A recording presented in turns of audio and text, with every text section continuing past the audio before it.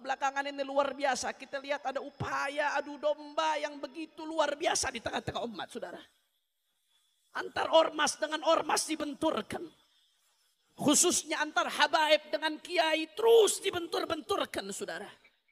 Padahal dua-duanya sama-sama penerusnya baginda Nabi besar Muhammad sallallahu alaihi wasallam, para habaib, para dzurriyyah Rasulullah. Mereka yang dikatakan oleh Nabi sallallahu alaihi wasallam, taraktu fikumul thaqalain ma in tamassaktum bihima lan tadillu ba'di abada, kitabullah wa itrati ahli baiti. Apa kata Rasulullah sallallahu alaihi wasallam? Aku tinggalkan kepada kalian sepeninggalanku, kata Rasulullah sallallahu alaihi wasallam, ats-tsaqalain, dua pusaka, yang mana kala kalian pegang teguh dua pusaka tersebut, kalian tidak akan tersesat selama-lamanya, saudara. Apa dua pusaka tersebut? Kitabullah Al-Quran, wa ahlu baiti, keluarganya baginda Nabi besar Muhammad. Orang-orang ini semua, terutama yang masih muda ini, hanya satu modalnya yang diandalkan, teriak di mana-mana, mengukuhkan identitasnya sebagai suriat Nabi, sebagai cucu Nabi, yang tidak pernah dilakukan oleh sebelum-sebelumnya para leluhur-leluhur lalu yang masuk ke Indonesia membawa Islam, misalnya seperti Wali Songo. Tidak ada itu. Oleh karena itu saya berharap kepada seluruh umat muslim, khususnya di Indonesia ini, di Nusantara, jangan terprovokasi, jangan ikut-ikutan mengamini apa yang mereka sampaikan ini, karena ini jelas pengukuhan identitas. Ketika orang bicara soal pengukuhan identitas, berarti dia membutuhkan penghormatan.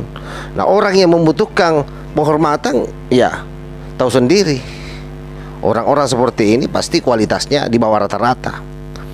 Ataupun misalnya memang mereka memiliki agenda bagaimana supaya orang-orang pribumi ini yang memang sangat takzim terhadap yang namanya suriat Nabi, terhadap Wali Songo, terhadap habaib, mereka memanfaatkan ketakutan mereka supaya mereka semua tunduk dan bisa diarahkan, apalagi menjelang 2024. Jadi kalian semua ini hati-hati, jangan mau diperbudak.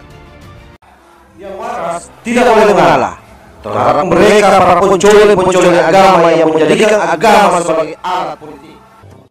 Assalamualaikum warahmatullahi wabarakatuh. Om Swastiastu, Namo Buddhaya, salam kebajikan. Kembali bersama Tolang 9 dari Butapan di Talopi, Kabupaten Bulukumba, daerah paling selatan, Provinsi Sulawesi Selatan. Kali ini kita akan membahas soal satu video dari saudara Hanif yang merupakan menantu dari Bung Rizik Syihab atau Pak Rizik Syihab.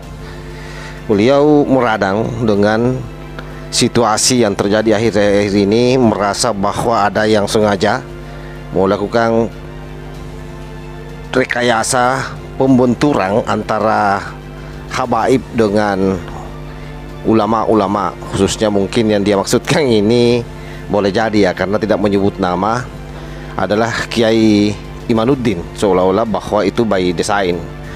Mereka sepertinya belum sadar juga bahwa sesungguhnya apa yang dilakukan oleh Kiai Imad itu merupakan satu bentuk kemajuan dalam ilmu pengetahuan. Karena ini bicara soal keilmuan, bicara soal ilmu pernasaban, yang saya kira memang ini sangat penting. Kenapa? Karena yang pertama, banyak orang hari ini yang kemudian ngaku-ngaku sebagai habaib, dan saya kira itu hal yang menurut saya kelewatan. Kelewatannya di mana? Karena Nabi sendiri tidak pernah kemudian mengedepankan yang namanya nasab atau keturunan. Kenapa? Karena Nabi sendiri diturunkan oleh Allah Subhanahu wa taala sebagai nabi di muka bumi, sebagai khalifatun bil rahmatan lil alamin. Saya kira jelas itu bahwa di tangan Nabi lah kasta-kasta itu semua diruntuhkan. Nah, tiba-tiba kemudian muncul para habaib-habaib yang mengaku habaib-habaib ini, lalu selalu membangun identitasnya, mengukuhkan identitasnya.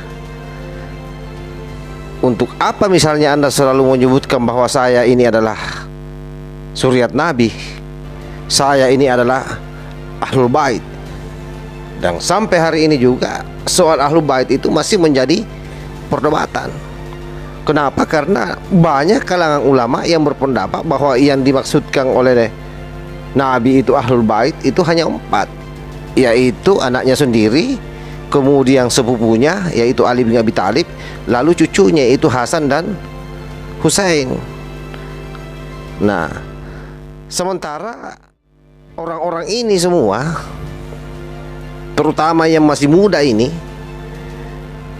hanya satu modalnya yang diandalkan, teriak di mana-mana mengukuhkan identitasnya sebagai suriat Nabi, sebagai cucu Nabi, yang tidak pernah dilakukan oleh sebelum-sebelumnya para leluhur-leluhur lalu yang masuk ke Indonesia membawa Islam, misalnya seperti Wali Songo. Tidak ada itu. Oleh karena itu saya berharap kepada seluruh umat muslim, khususnya di Indonesia ini, di Nusantara, jangan terprovokasi, jangan ikut-ikutan mengamini apa yang mereka sampaikan ini, karena ini jelas pengukuhan identitas. Ketika orang bicara soal pengukuhan identitas, berarti dia membutuhkan penghormatan. Nah, orang yang membutuhkan penghormatan, ya tahu sendiri, orang-orang seperti ini pasti kualitasnya di bawah rata-rata. Ataupun misalnya memang mereka memiliki agenda bagaimana supaya orang-orang pribumi ini yang memang sangat takzim terhadap yang namanya suriat Nabi, terhadap Wali Songo, terhadap Habaib, mereka memanfaatkan ketakutan mereka supaya mereka semua tunduk dan bisa diarahkan, apalagi menjelang 2024. Jadi kalian semua ini hati-hati, jangan mau diperbudak.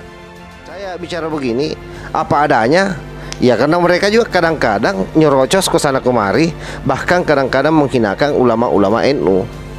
Oleh karena itu, bahwa kemudian hari ini kita bicara soal nasab, tentu tidak ada hal yang lain selain bagaimana memurnikan nasab Rasulullah SAW supaya tidak sembarang ngaku-ngaku. Dan benar apa yang dilakukan oleh Kiai Imad.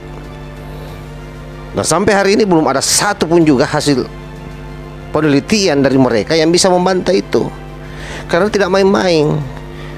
Oh, bayangkan saja kalau Nabi dicangkok, diaku-akui bahwa saya ini cucu Nabi, sedangkan di kampung saya saja seorang raja kecil yang coba-coba diakui oleh orang lain sebagai turunannya, orang bisa ribut, apalagi ini Nabi. Ini tidak main-main. Dan sepertinya juga mereka lupa bahwa hal yang paling penting dipesankan oleh Rasulullah SAW ketika di ujung akhir hayatnya itu hanya 3 kata.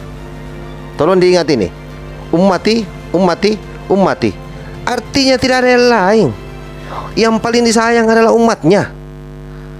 Jadi jangan selalu mengangkat hal-hal yang seharusnya masih membutuhkan penerjemahan, tetapi Anda patok mati untuk diri Anda, seperti ayat yang dibaca oleh Hanif, saudara Hanif ini, yang menganggap bahwa dirinya adalah bagian dari Ahlul Bait. Itu masih perdebatan, bos. Jadi jangan lagi membodoh-bodohi kita semua ini. Dan yang terakhir yang saya mau sampaikan, tidak ada satu pun orang NU, apalagi ulama NU, yang membenci Habaib, yang membentur-benturkan Habaib. Tidak ada dengan ulama NU.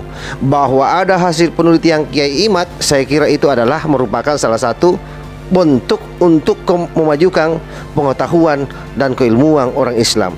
Karena kita semua sadar bahwa hanya satu yang bisa membuat agama Islam maju, yaitu majunya ilmu pengetahuan, dan kita hormati itu.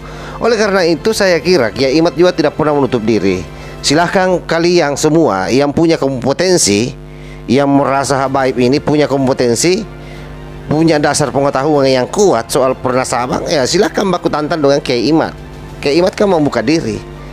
Jangan kemudian karena kalian kehilangan akal, kalian tidak memiliki referensi untuk itu, lalu menganggap membuang informasi ke masyarakat, membangun berita hoaks, membangun provokasi bahwa ada yang sengaja membenturkan Habaib dengan ulama. Bagaimana mungkin? Tidak ada itu. Jadi apa yang disampaikan oleh saudara Hanif ini ataupun saudara Bahar, ini sama-sama saja ini. Ini bagi saya adalah merupakan bagian daripada narasi yang provokatif, yang mencoba menggiring opini seolah-olah bahwa hari ini para Habaib para suriat Nabi itu mendapat perlakuan yang tidak senonoh di negara yang mayoritas Islam, yakni di Nusantara atau di Indonesia ini. Saya kira itu yang saya sampaikan. Wallahul muwaffiq ila aqwamit thoriq. Wassalamualaikum warahmatullahi wabarakatuh.